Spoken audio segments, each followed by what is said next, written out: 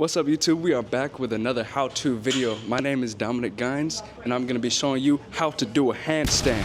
People think handstands are super hard, super dangerous, but it's really not if you have the right technique. And I'm going to be showing you how to practice it safely and perfectly. Let's go. Before you just throw yourself on the wall, first you're going to need proper warm-up. What I like to do is as simple as wrist curls or wrist turns, whatever you want to call them, just to get the blood flow, you know, because if your wrist is very tight, you're going to collapse before you even stand on the wall. So do that. Once you're finished with the wrist curls, what you want to do is arm circles to get your blood flowing.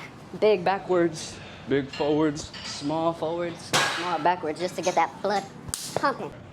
Okay, think of your hands as your toes as your fingers. How you stand is how you want to hold the ground. You can't just, walk up on the wall and just, throw yourself on there. You gotta grip the floor with your fingers. None of this, but like this. I'm gonna show you. This is wrong, this is right. All right? Wrong, right.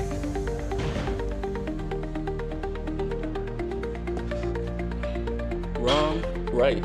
Another mistake I see a lot of people do all the time is once they go up on the wall, they hold their breath.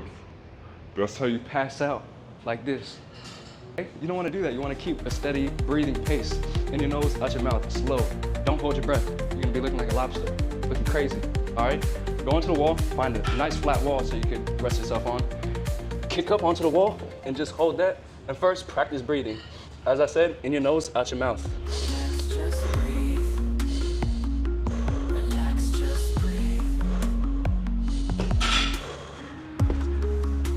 Once you get comfortable with that, then on to step 2. Step 2 is making sure your back is straight. You don't want to be looking like an upside down banana. You have to be looking straight like a pencil. None of this. This is wrong. Don't do this. This is wrong. This is right. So in order to get to the handstand position onto the wall, what you're going to do is you're going to take 2 steps away from the wall. 1, 2. And from you're right here, that's where you're going to put your hands. When your hand's on the floor, what you're going to do, you're going to kick up onto the wall. Don't be scared. The wall's back there to hold you. You just kick up from this leg, you can lift it up until you touch the wall. And from there, you hold it. Another way you could do it is called walking up the wall. All you do is you go on your hand. And you walk up the wall, and you walk forward. If you feel yourself leaning backwards, use your hands to hold yourself, just like your toes.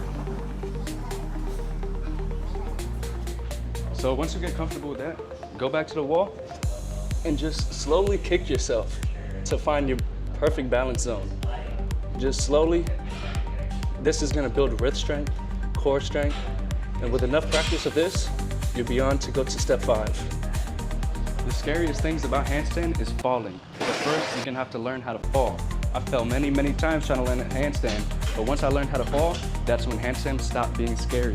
From here, I'm gonna demonstrate how to fall. Once you kick yourself in the handstand position and you feel yourself about to fall over, you tuck your head and roll.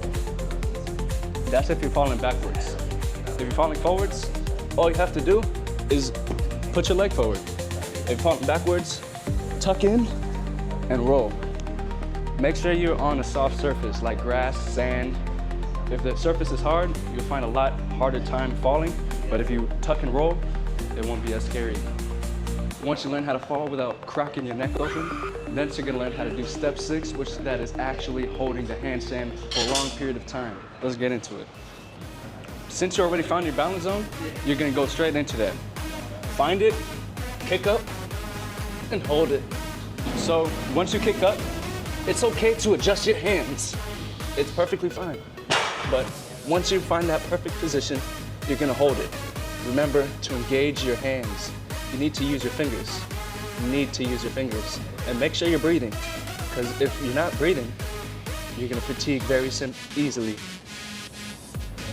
Doing a handstand and holding it for a long time is about micro adjustments and maintaining a perfectly still and balanced body.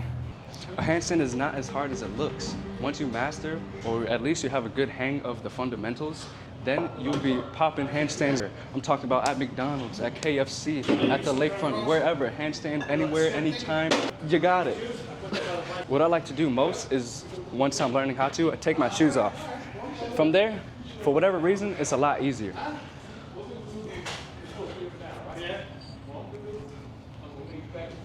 Make sure your toes are pointed in the sky.